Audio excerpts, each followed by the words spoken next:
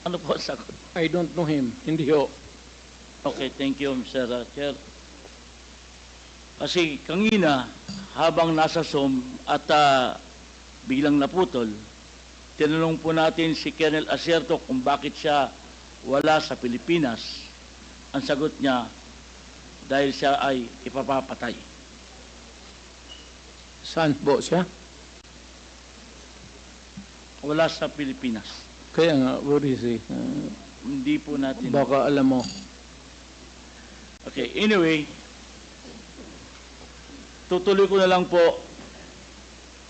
According to Mr. President, hindi niya kilala si Jimmy Cuban at hindi niya kilala si Mark Taguba. Pero si Jimmy Cuban po ay former Custom Intelligence Officer at si Mark Taguba ay custom broker na siya po ang nagsabi na may nahuling 11 billion worth of shabu through magnetic lifters sa Port of Manila. At ang kasama doon po ay si Congressman Pulong Duterte, Attorney Manscarpio at Michael Yang. May I ask the former President kung alam niyo po ba na kinasuhan po ni former Senator Trillanes sina Congressman Paulo Duterte, Attorney Manscarpio for drug smuggling?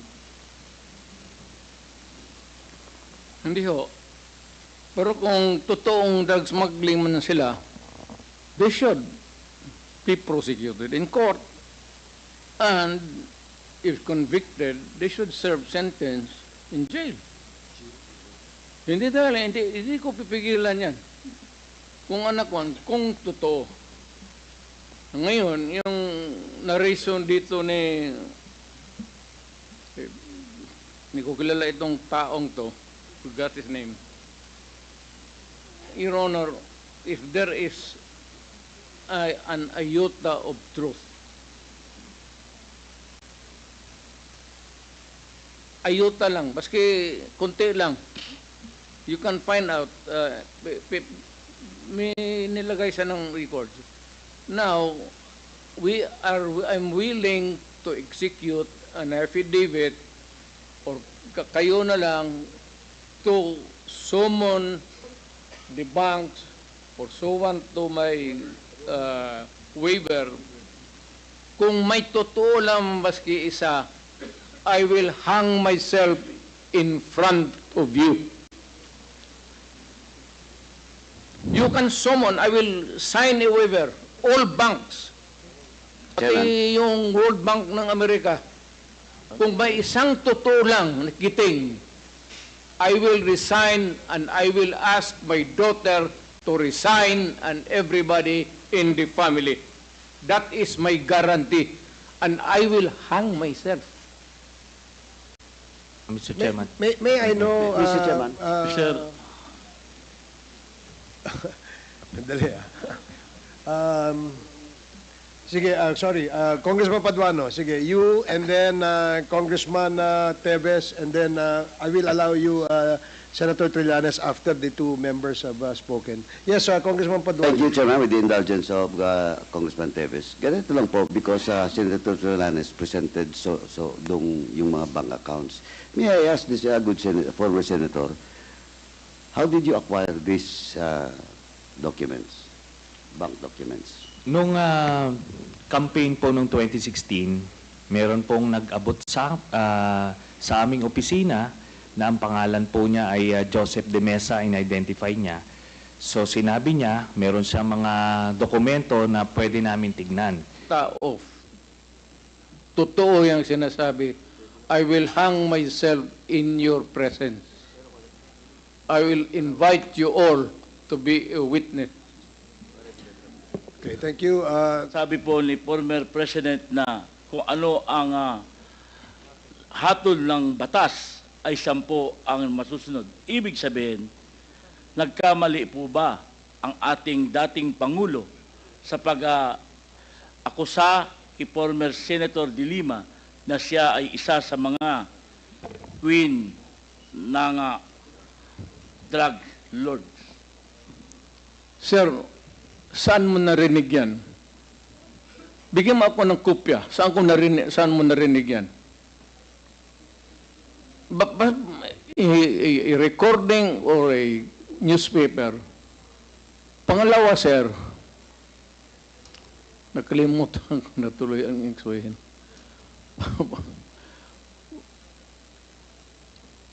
You know,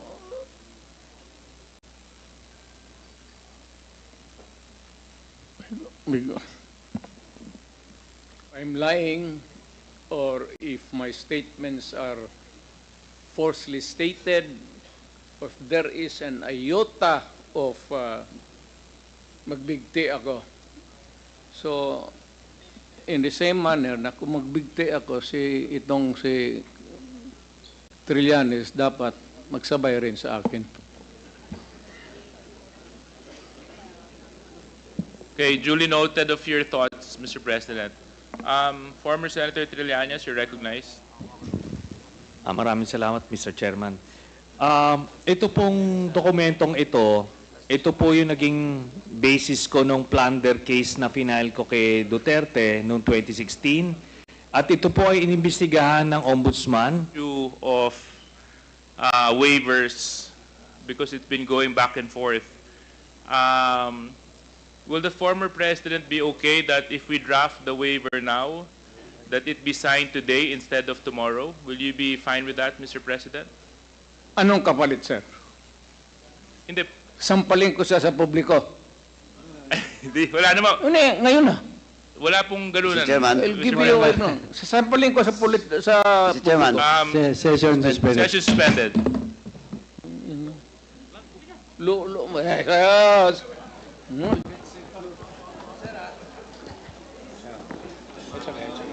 Sabi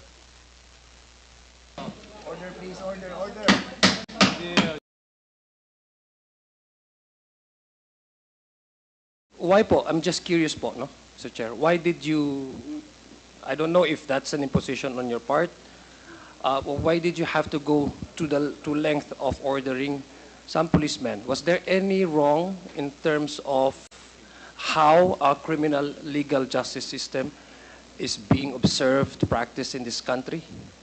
yes, sir. The matters of detention, very limited kasi that's about, you have 9 hours, 18 hours, and then 34. You know, sir, mag-imbestiga ka ng kaso. Kung anong sabihin itong tao na ito, you have to go out and find out the truth. And it takes time. So, in the meantime, you cannot hang on to this guy because there are periods of detention prescribed by law. So, yan ang problema because if the lawyer comes, talagang i-release mo yan, and by the time that you discover kung ano ang sinasabi niya na totoo, ano at hindi, wala na sa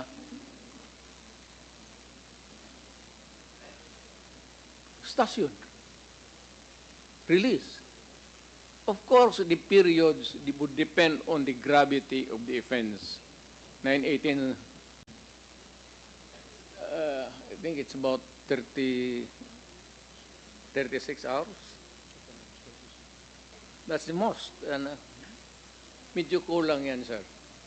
And usually, if there is a lawyer and there is a demand for the release because the law says that they can only be detained for that so many hours, wala talaga tayong magawa. And by the time ma-verified natin yung totoo o hindi, kung nagsasabi ng totoo, hindi pa wala pang abogado, when we find out the truth, pagbalik natin, wala na. And he is gone forever. So, we are left with so many cases na ganun ang nangyari, sir. Or even sometimes na you have to detain a person and he makes a confession. By the time that you discover really the truth, based on his confession, wala na siya dyan. Pag-discover may only to find out there are serious issues of criminal offenses committed, wala na siya. Because that's the law. So, talagang nakatali ang ng pulis, sir, ang kamay. Because matagal na kasi ito, sir. This is a 1935 revised penal code. Hindi na na-amend yan, sir. So yung periods of detention, wala yan. Hindi na na-amend yan. So it's an outmoded, not effective, no longer applicable to the present day reality. Kasi noon, sir, mga kriminal, pwede takbo, magsakay ng karabaw, o mga sakyanan. Ngayon, sir, wala, they can move fast with all the available vehicles at their hand. Okay. So we have to amend the laws of criminal procedure, pati the criminal law itself, sir. Okay. Thank you very much, Mr. Chair. Now, Mr. Chair, with the kind indulgence Yeah, please. of Yes, Congressman Mr. Chair. Natyong, can I just, in relation to what he's trying to ask, I'd like to ask the former president, with due respect, former Yes, sir. president. So you're telling us that the judicial system in this country is not that effective. You said it No, yourself. it's not effective. It has become insufficient. Insufficient, but you also said that it's not actually effective. Because if you're saying that, Mr. President, I'm kind of confused because you would be giving the authority to the ICC to come here and investigate. Because they were saying that the judicial system in this country is not effective, Yes. Mr. Chair. Therefore, I have to be frank. therefore, you are giving the right Well, for the ICC to come and investigate. Are you doing that? I will tell them a different story. Because what you said when you were president was quite different Yeah. to what you're trying to say now as a private citizen. When you were president, you were saying that there's nothing wrong with the judicial system in this country, so that the ICC has no right whatsoever to investigate. But now as a private citizen, Mr. Chair, I'm kind of confused because right now you're telling me that the judicial system in this country is insufficient and ineffective. Therefore, you are giving the right for the ICC to come in and investigate. Mr. Chair. Civilian ako, sir. Iba naman yung presidente ako. That is a different story. Panahon-panahon lang yung lalabas sa bunganga mo. So therefore, Mr. President, just one question uli, no? So are you trying to change your position now, being a private citizen, to what you said when you were president? In what manner, sir? As what you've said, that you were president then, now you're a private citizen. Because of that, you are able to say that the judicial system in this country is ineffective and insufficient, Mr. Chair. Not ineffective, insufficient. Insufficient talaga.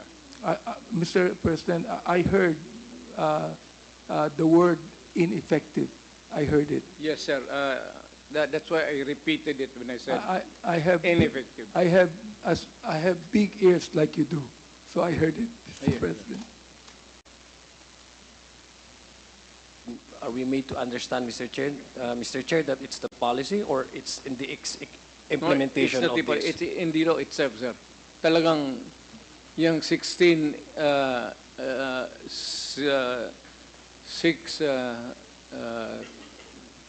periods of detention, very insufficient, sir, at this time. Because yung revised penal code, sir, was, was made in 1935. Yung wala pa yung itong modern mga sakyanan. Now they can rob and as fast as they can in a jiffy and disappear. Okay. Noon kasi sir, medyo mabagal. Wala Mr. Chair, masyadong sakyan. if I may humbly request the former president not to address this representation as sir, I'm not comfortable with that. Okay lang po sa akin na congressman, but just to... Oh, your honor na lang, sir. Thank you po.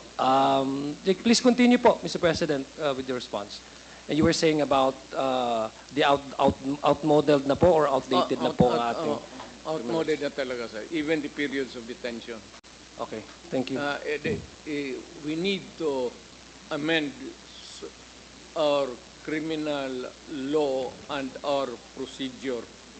Please continue po. Okay, thank you. Mr. Chair, I'd like also to ask the former president, no? Would you say that with the lack of, with the outmodeled na system na po ng criminal and legal justice system that we have, would you say that thank you. To just to catch up with the crimes, would it be okay to also engage in killing, supposedly or allegedly criminals in the streets? Yan ang problema. Yan ang problema. Because of the limitations imposed by law in detaining a person, pag pinapawalaan mo yan, alam mo, ang pulis, mas marunong yan sa kriminal. Alam nila na pag nanawala ito, sir, they would go back to either pickpocket or hold up.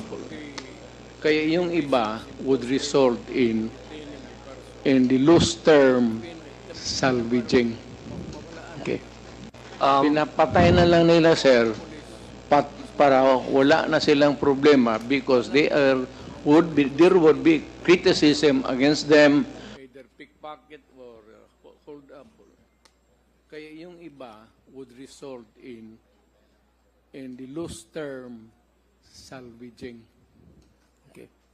Pinapatay na lang nila, sir, para wala na silang problema because there would be criticism against them and the outcry of the public and sometimes tinatapos na lang talaga nila. Okay. Ganon talagang istorya kasi prosecutor, dumaan ako prosecutor. Okay. Thank you. Thank you very much, Mr. President. Mr. Shortcut. Chair. Yeah. Shortcut na lang. Okay.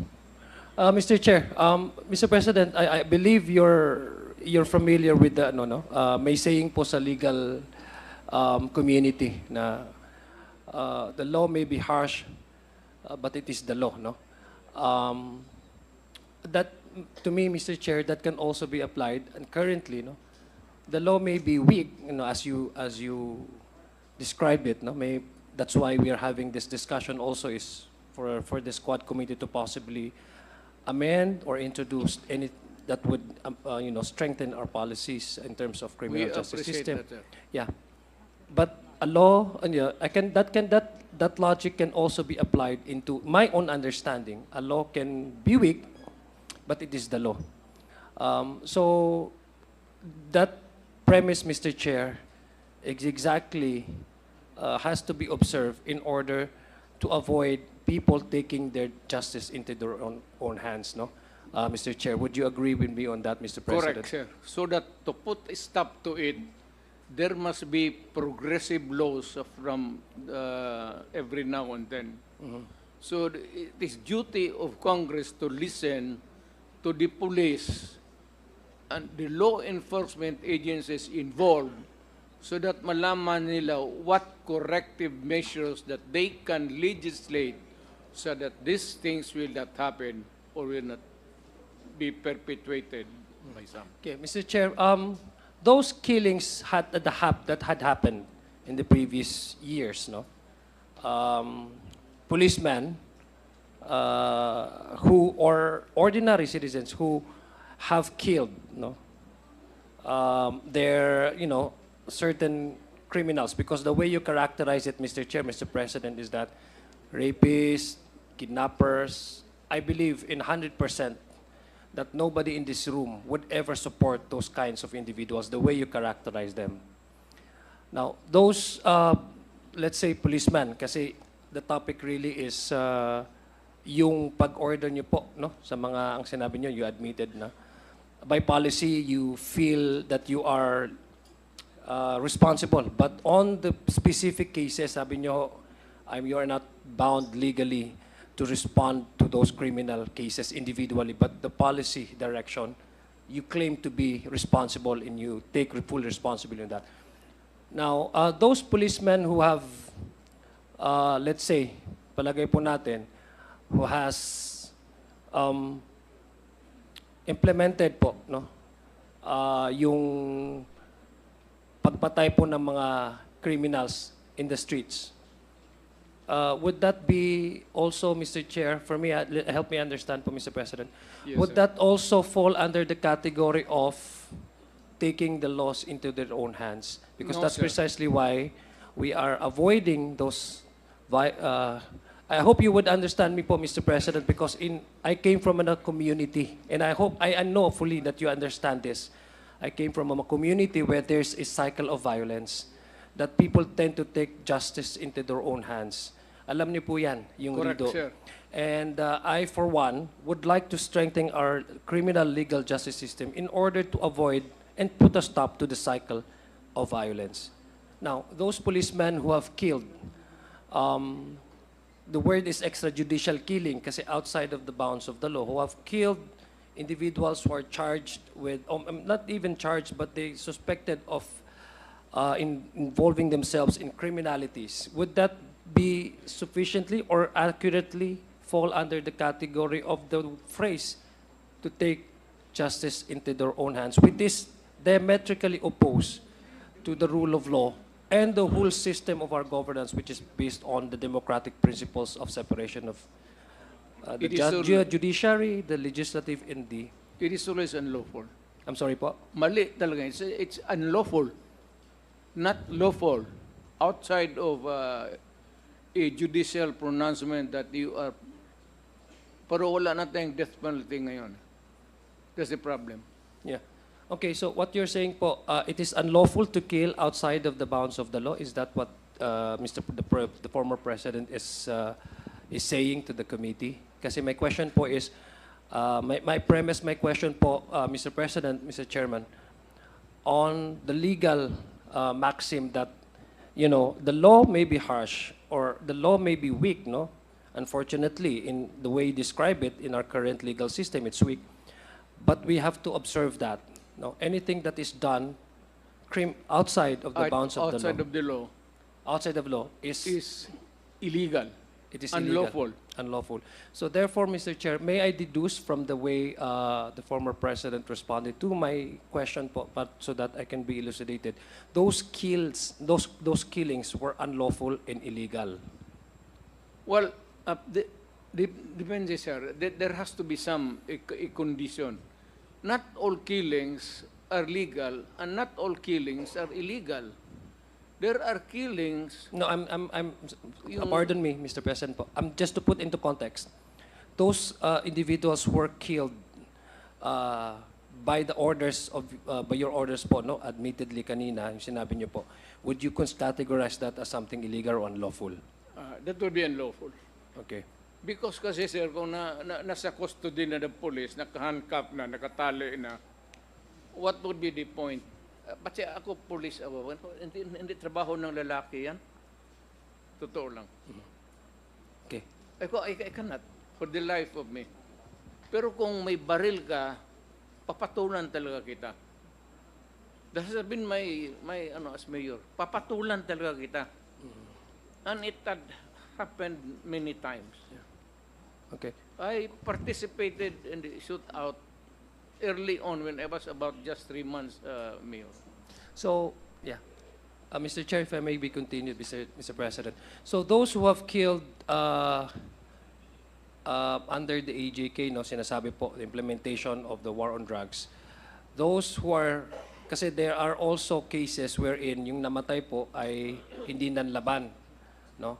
Are we saying now, Mr. President, Mr. Chairman, that those who have nanlaban cannot necessarily be considered illegal, but what about those na hindi ho nanlaban na bigla lang namatay? Can they also be considered as not illegal, Mr. Chair? Those police officers, law enforcement agencies, whoever they are, kung pinatay nila unlawfully, not in self-defense, not in the performance of duty, kung civilian ka or police ka, the performance of duty, which would include the elements of self-defense, talagang illegal yan. Okay. But Mr. Chair, no, let me continue on, Mr. Chair. No, let me also ask the former president, being a prosecutor himself. I think the bulk of the discussion that we're having right now is on the assigning of the term criminals, no? Because ako po, Mr. President, gumagamit din po ako ng hyperbole. And I'm sure karamihan po sa atin talaga ay it's just as figures of speech, no? Pag meron po tayong hindi magandang nakita, po pwedeng sabihin natin na you are so and so, no? Pag halimbawa mayroon akong kalaban or mayroon ako, pwede kong sabihin na ito si ano so and so, no? So those are just some mere accusations, no, allegations. Who do you think, or which agency of the government do you think has that mandate and again the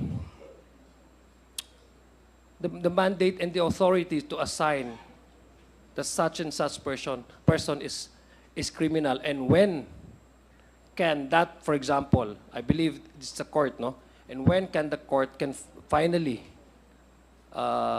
categorize you or call a certain individual allegedly of committing a crime criminal, Mr. Chair?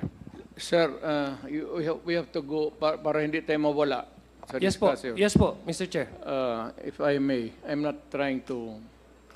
Alam mo, sir, we have to start with the elementary thing. The law enforcement starts with the police. So he goes out there, enforces the law. If there is a violation, he makes the arrest. If there is an arrest made and there is a resistance, no person na ina-arresto niya, and talaga nakita niya na it is a very serious one, the police, the trabaho of the police is not only to say that I am a police, that you are under arrest, but the police has to overcome the resistance physically. If there is a resistance, bugbugin na niya o anong para madala niya sa estasyon pagkalumaban and book him for the crime that the guy committed. Kasi pag lumaban yan, magsuntukan talaga, minsan nababatuta. And the police is right in making that arrest if there is a resistance. This is not to defend the police. Pero kung sila mismo, naalanganin na sila, o yung may raid, tapos may baril, hindi na kailangan sila magtanong ng ano, walang kaseremonya yan. It's either we say, you surrender, raid ito, at may maling galaw, the slightest move on the hand, even if it is equivocal kung ano ang dinudukot niya, basta may baril, the police can kill the person. Okay. Oh, yeah. Thank you. Thank you very much for that, Mr. President, Mr. Chairman. Now, that's given, for example, that scenario, no? Would you say, Mr. Chair, that I agree with you, talagang may karapatan yung mga pulis mo mang-depensa, no? Even hindi lang ho pulis, no, Mr. Chair. Even yung mga ordinary tao, if you feel threatened, talagang you have the right to defend yourself. But again, going back, Mr. Chair, doon sa issue ng EJK, because this is what I'm trying to understand, Mr. Chair. Extrajudicial killing, sir? Yes po. Sige. Okay. Okay. This is what I'm trying to understand po, Mr. Let's Chair. No? zero in on that issue, sir. Yes po. The reason why I'm asking you this, Mr. Chair, is, again, remember po, Mr. Chair, I premised my question on the very basic principle of the rule of law, due process, and etc. So the question is, of course, tayo po, it's easier for us to accuse, no? And it's only for the courts to really find out whether that person is really guilty of such committing such crimes or not. Correct. Now, and earlier, tinanong ko po kayo, Mr. President, Mr. Chairman, kung ano po yung mga lapses ng criminal justice system natin, and you have mentioned several, no? Kaya nga po ang tanong ko, binabalikan ko po, kasi this is the contention of the discussion right now. Is it justifiable, for example, that those who's the power to designate, for example, if a person is guilty or not in certain crimes, can also be taken up, justice can also be taken up by ordinary policemen or any ordinary citizens to kill anybody charged of any criminalities without even allowing them to go to courts, no? Kasi that would be inimical again po to the due process and to the rule of law, and diametrically opposed to the rule of to the democratic processes Meaning that we to have. say, That's what sir, I'm trying po, Mr. President, to understand. understand. Kasi this is all about EJK. And unfortunately, in the previous administration po, with all due respect, there are several also allegations of those who are not been suspected of engaged in illegal drug activities that have also perished during the actual operation of our police. Yun lang po yung gusto kong malaman so that I can also be elucidated on how we go forward in trying to introduce some laws or amend some laws, Mr. Chairman, Mr. President. Hindi na kailangan, sir. Wrongfully killing a person is a crime. Kaya nga, hindi na kailangan na magsabi tayo na itong pulis na ito guilty. If pinatay niya yan, sir, not in the performance of a duty, not making an arrest, and there is no resistance at all, papatayin mo ang tao unarmed, nakatali ang paa, pati nakatali ang kamay, that policeman belongs to the penitentiary. Thank you. Mr. Chair, earlier, Mr. Chair, one of my colleagues here asked... Congressman Adjong, you have 2 more minutes. No? Okay, thank So you. let's I will please, wrap up. Yeah, wrap up. I will wrap up. Mr. Chair, earlier, Mr. Chair, one of my colleagues here mentioned about in 2013, there was a study that came out po. It was a study came out placing Davao City as one of the safest cities in the world, no? Even surpassing on the city of Ontario and Tokyo and some. That was during your incumbency, Mr. Chairman, no, Mr. President, no? In 2013, you were still a mayor at that time. Yes, sir. Okay. So placing Davao City as one of the safest cities in the world. Do you attribute that, the study, the research that was conducted, do you attribute that to the number of arrests or the dispensation of justice for the operation of the courts, or do you attribute that to the EJ case, Mr. Chair, Mr. President? Killing cannot be a solution to all of these things that we have to deal with in life. Yung ako ang mayor, sir, alam nila, when I was a prosecutor, alam na nila, including the police. Alam na ng police. Takot ang police sa akin kasi wala akong patawad. Alam na ng taong Davao na pagka ikaw ay nagkasala, talagang walang akong patawad. Hindi ako nagpapabor ng pulis, sir. Pag nagkamali ang pulis, ako mismo. At ako mismo ang nagbubugbog sa pulis. Tanong ka ng, andito man si... Ako mismo ang bumibira ng pulis pagka inaano nila yung sibilyan na What for every reason, layo na maglasing, magbugbog ng asawa. Pag pumunta yan sa City Hall, sir, talagang black and blue yan. Sipa, suntok. Thank you, Mr. Chair. So I take that as yung... Ganon ang disiplina, sir, sa pulis ko. Hindi ko pinagyayabang. Kasi may baril yung pulis eh. Kaya lang, alam nila may kasalanan sila. Kung mo basta-basta gawin yan sa basta na lang. Pero ganon ang practice ko. Binubugbog ko talaga. Mr. Chair, I have here po the ito pong ranking ninyo, pang 12 po ang Davao the safest. Let me go back to the question po, Mr. President, Mr. Chairman. Ang gusto ko lang pong malaman is, of course, there are criteria, again, for... Yes, sir. There are criteria for Davao City to land 12 spot, no, among the safest. I wasn't really asking about how the former president and the former mayor dealt with the airing cops in his city. I was just asking about the study that was conducted. I'm sure hindi po you're very proud of, lahat naman to magiging proud po kasi safest city. I just like to ask po the former president, would he attribute this accomplishment to the killings of criminals, alleged criminals in the streets, no? Itong EJK,